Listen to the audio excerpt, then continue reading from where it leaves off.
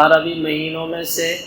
یہ مہینہ جو چل رہا ہے اس کو ربیع الاول کے نام سے جانتے ہیں۔ ربیع کے معنی آتے ہیں فصل بہار کے،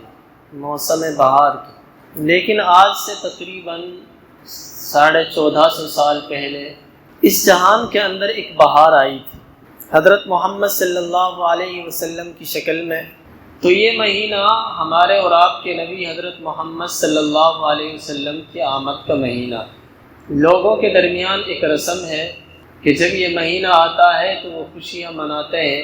اور خاص طور سے اس مہینے کی جو 12 تاریخ ہے اس کے اندر خاص ایک تہوار مناتے ہیں، خوشی مناتے ہیں عید میلاد النبی کے نام سے۔ تو بہرحال رسمی اعتبار سے جو کچھ کیا جاتا ہے وہ تو شریعت کے اندر جائز نہیں۔ مثلاً 12 تاریخ کو خاص کر لینا اور اس کو عید کے جشن کی طرح منانا، اس کے اندر جھنڈیاں لگانا، جلوس نکالنا اور اسی طریقے سے چراغ روشن کرنا، اور بھی ہو سکتا ہے بہت ساری چیزیں کی جاتی ہوں، تو شریعت کے اندر ان کی تو کوئی گنجائش نہیں۔ بہرحال اس مہینے کے اندر چونکہ ہمارے اور آپ کے آقا حضرت محمد صلی اللہ علیہ وسلم کہ جو واحد شخصیت ہیں کہ جن کے بارے میں اللہ تبارک و تعالیٰ نے یہ ارشاد فرمایا ہے وَمَا أَرْسَلْنَاكَ إِلَّا رَحْمَةً لِّلْعَالَمِينَ، کہ ہم نے پورے جہانوں کے لیے آپ کو رحمت بنا کر بھیجا۔ انسان کے لیے بھی آپ رحمت تھے، جنات کے لیے بھی آپ رحمت تھے، اور فرشتوں کے لیے بھی آپ رحمت تھے، اور اسی طریقے سے حیوانات کے لیے بھی آپ رحمت تھے۔ انسانوں کے اندر جو آزاد تھے ان کے لیے بھی آپ رحمت تھے، اور اسی طریقے سے جو غلام تھے ان کے لیے بھی آپ رحمت تھے، مردوں کے لیے بھی آپ رحمت تھے، اور خواتین کے لیے بھی آپ رحمت تھے۔ اور اتنی پاکیزہ ہستی، اتنی مقدس ہستی، اتنی عظیم ہستی اس زمین و آسمان میں آج تک دیکھی نہیں۔ خود نبی کریم صلی اللہ علیہ وسلم ارشاد فرماتے ہیں کہ اللہ تبارک و تعالیٰ نے پورے جہان کو دیکھا، اس میں سے عرب کا انتخاب کیا، اور پھر پورے عرب کو دیکھا، اس میں سے قریش کا انتخاب کیا، اور پھر پورے قریش کو دیکھا تو ان میں سے بنی ہاشم کا انتخاب کیا۔ اور بنی ہاشم کا جب اللہ تبارک و تعالیٰ نے مطالعہ کیا، اس کے اندر غور و فکر کیا، تو اس میں مجھے اللہ تبارک و تعالیٰ نے منتخب کیا، یہ ہمارے نبی نے ارشاد فرمایا۔ تو انتخاب پر انتخاب ہوا ہے میرے اور آپ کے آقا حضرت محمد صلی اللہ علیہ وسلم کا، اس کی ولادت کا یہ نہیں۔ لیکن ہمارے یہاں برتھ ڈے منانے کی کوئی اصلیت نہیں ہے، یہ پوری جو چیز ہے یہ مغرب کی تقلید ہے۔ آج کل لوگ ذہنی غلام بہت زیادہ بن چکے ہیں، مغرب کی طرف سے جو چیز آتی ہے، چاہے عوام ہو یا خواص ہو، علماء ہو یا طلباء ہو،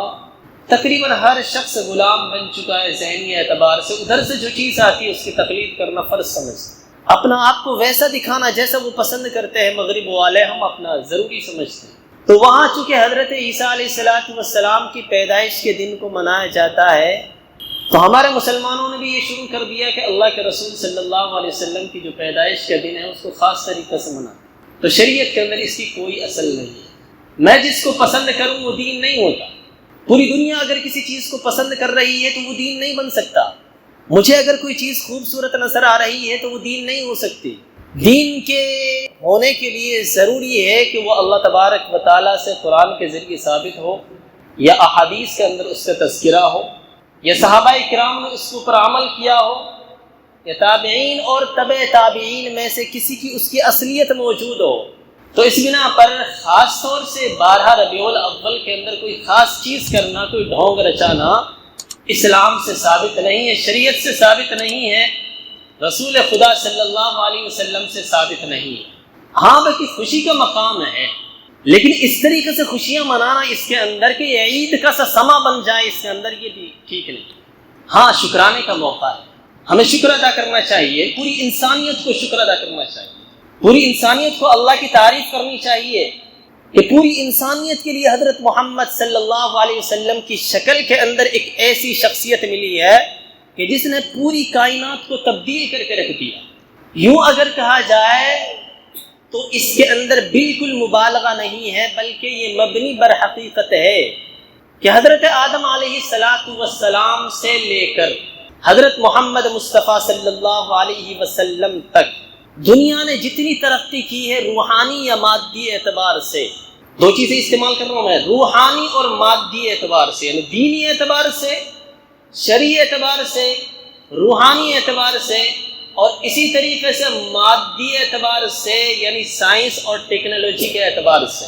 حضرت محمد صلی اللہ علیہ وسلم کے زمانے تک دنیا نے جتنی ترقی کی ہے، میرے نبی کے آنے کے بعد اس سے کہیں زیادہ ترقی کی۔